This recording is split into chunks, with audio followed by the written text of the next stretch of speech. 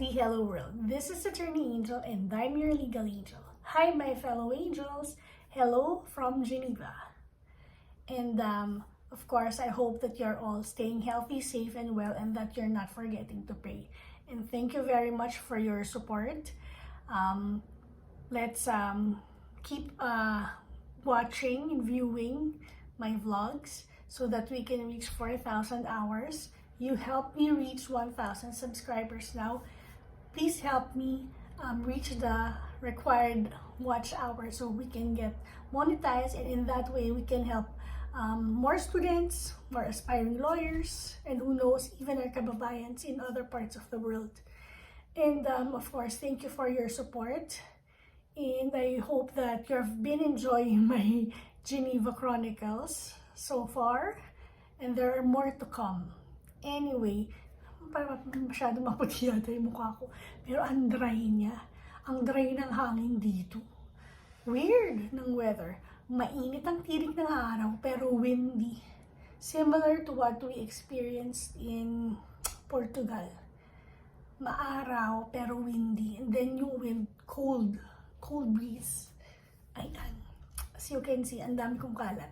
Dito ako sa loob ng aking room sa Cité de Université. Universitaire? Oh, hirap i-pronounce. But anyway, in other words, this is the official residence of the University of Geneva. And I'm staying here. Solo room. I've got some problems with the toilet because it's common. Okay naman yung shower, okay yung toilet. Siguro gumagamit. So one time, talagang clogged siya. And dirty.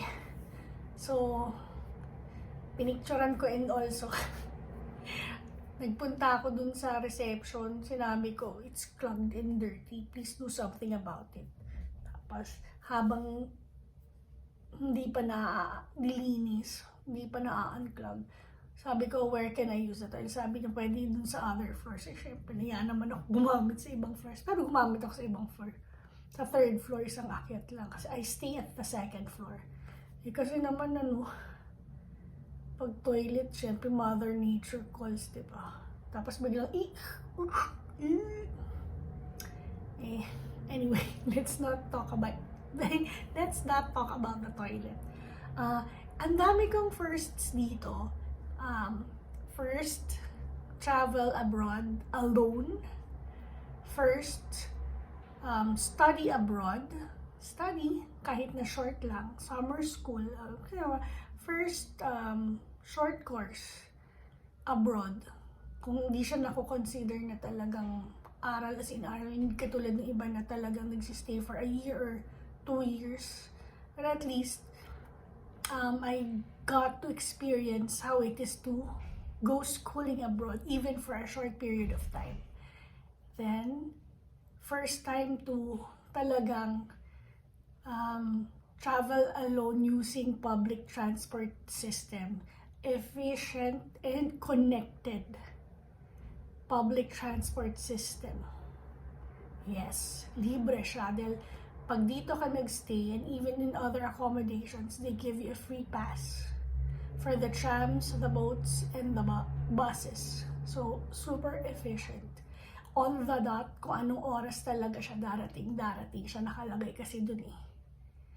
And then malinis, merong provision for elderly, for pregnant women or women with children, and also PWD. Hindi nahihirapan mag-travel dito, magsakay ng mga public transport system. Great. And wala masyadong kalat. Wala ring mga insekto. Walang langaw.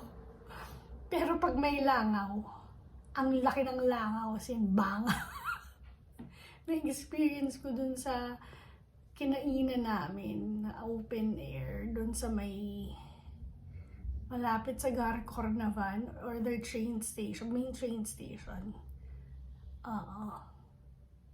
May langaw, malaki bangaw. Anyway, huwag na nga natin pag-usapan ng toilet, ang bangaw. Another first, akalain mo ba naman dito pa ako nakapag-beach after how many years? More than 5 years, I think, I believe. And dito rin ako IKEA, naka-experience ng IKEA. Hindi naman ako namili, pero my newfound friend Mocha, she brought me there. And then we ate meatballs. And we had ice cream. And then, inikot namin yung IKEA. Nakabili naman ako. Nakabili ko yung parang ganito. Kunin ko nga.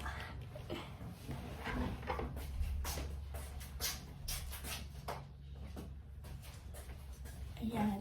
Ziploc. Ziploc siya. Ayan.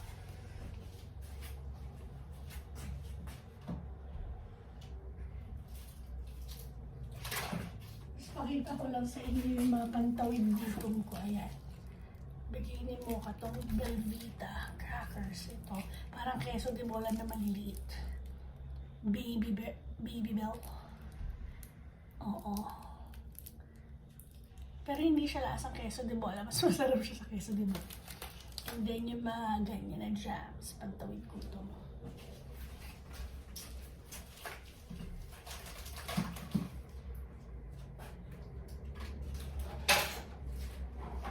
Tapos itong cheese cubes. Ito ang sarap.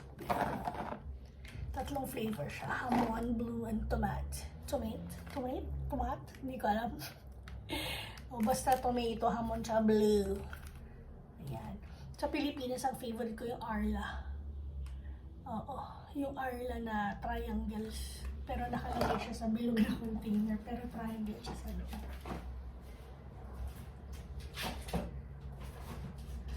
Tapos kwento ko lang, ay ito pa pala. Masarap siya. Paprika. Kwento ko lang. Bumili ko ng tubig. Hindi ko naman alam kung anong klase siya. Basta ang alam ko tubig. Pagtikim ko, soda water, yak. Hindi ako mahilig sa soda water. Parang maalat-alat ang panlasa.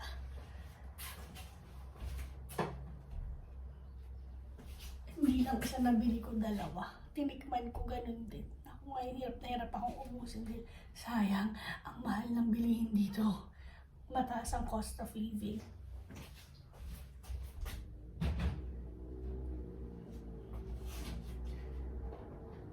Tapos ito din, syunga-syunga.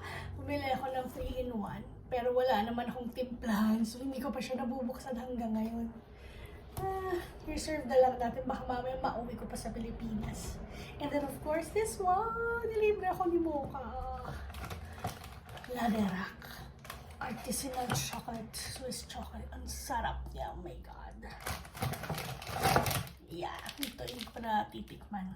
Tinitipid ko, sabi ko nga gusto ko iuwi siya sa Pilipinas nang matikman ng mga friends and family. Tingnan natin kung aabutin pa kasi dito pa lang I'm sure mauubos ko na.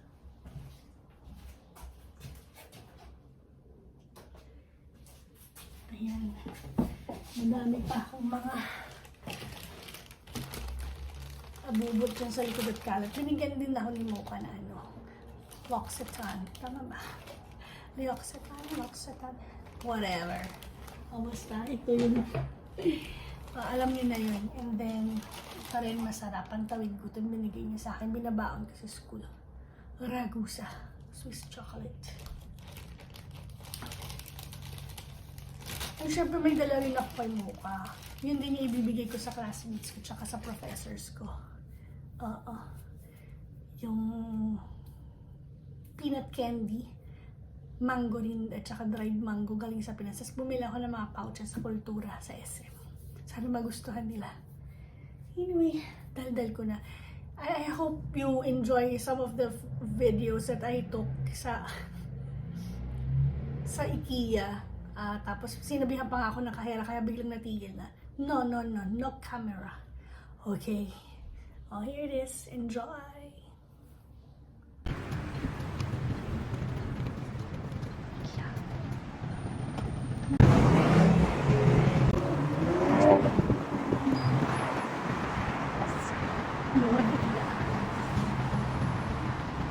Pinapronounce yun. Yeah, sorry, kasi sorry talaga. The 30 exit ako. Yan. Okay, on track. Entrance. Doon ako.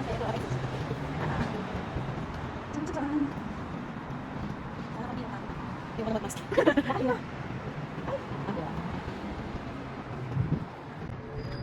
IKEA. Oo, pero buti pa ito ano. Hindi alas 7 nagsasara. Kain muna. Para may energy para umikot.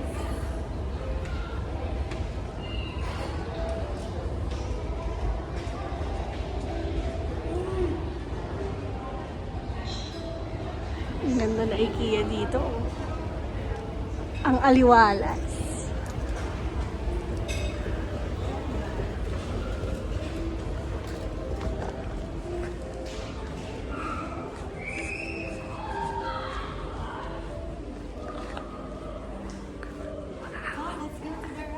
Yes. Nasa vlog ako. Ang bango naman dito. Amoy imported. Amoy kahoy. Puro kahoy ng amoy mo. Kaya amoy imported eh. Here's the restaurant. Yes.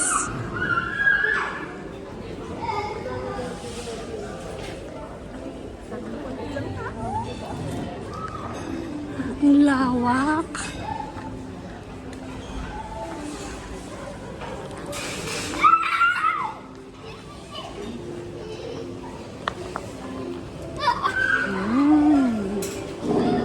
Cart.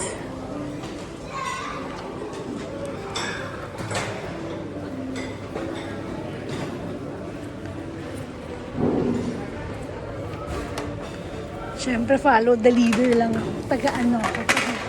Taga-record. Here's how you get food. Yes!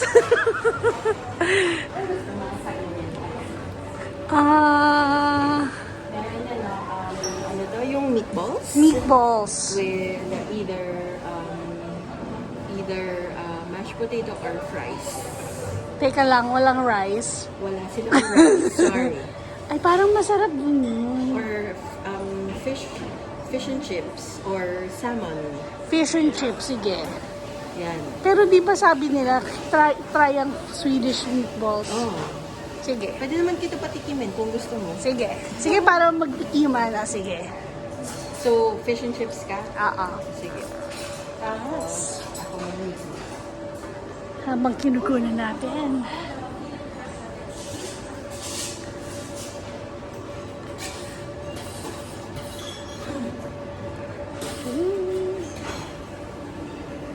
Wow.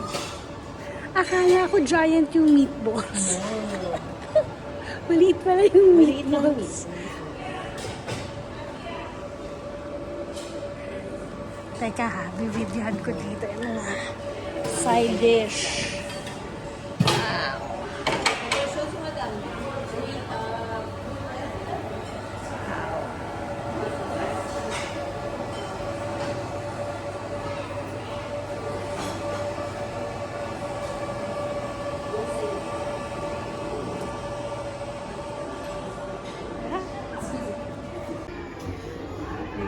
Diba?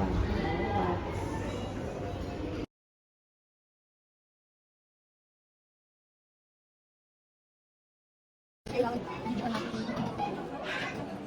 Yes. It's convertible. That's how you park. Yes, wait.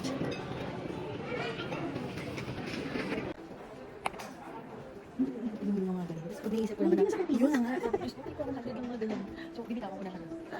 May ganyan sa Pilipinas. Ayos na. Ganyan ano ma. Sosyal. Mayaman may ayaw niya. Ano yung pagkita tumambay tambay ganyan? Feel mo yung... Feel mo siya.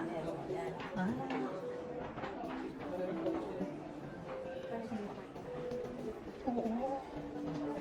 Yes. Bamboo. Yan. Diba? Extendable. Na-extend yan. Yan, pwede mo siya pag-extend. Tapos extend mo lang. Pag may mga arrows, ibig sabihin, pwede mo siya Pwede mo siyang... Ano ba yun? Yung produkto nila dito, ganun din ba produkto nila sa mga IKEA nila? Oo. Pero meron mga ibang products lang. Ang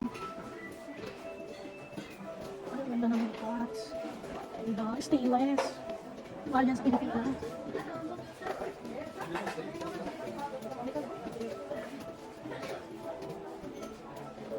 Nasa yung token nandito? Meron ako. Ah, okay. This is how you get ice cream. Get ice cream. You put your cone. One. Yes. And you choose what? Chocolate.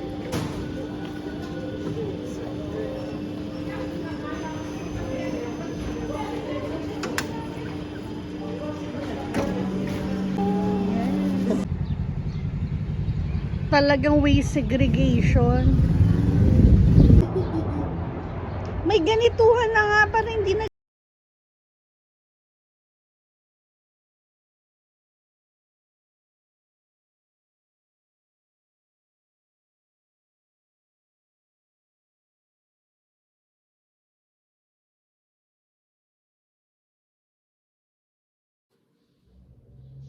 And that's it for this vlog. Thank you very much. I'm preparing to go on our walking tour. Okay, bibisitahin namin ang iba't ibang mga organisasyon dito. Starting with the UN. And then we'll end up in ICRC, the International Committee on the Red Cross. So watch out for that. Again, thank you very much. Be kind, be humble, be a blessing to others, and always remember to glorify God with a grateful heart. This is Attorney Angel, and I'm your legal angel. But hey, happy Army Day today!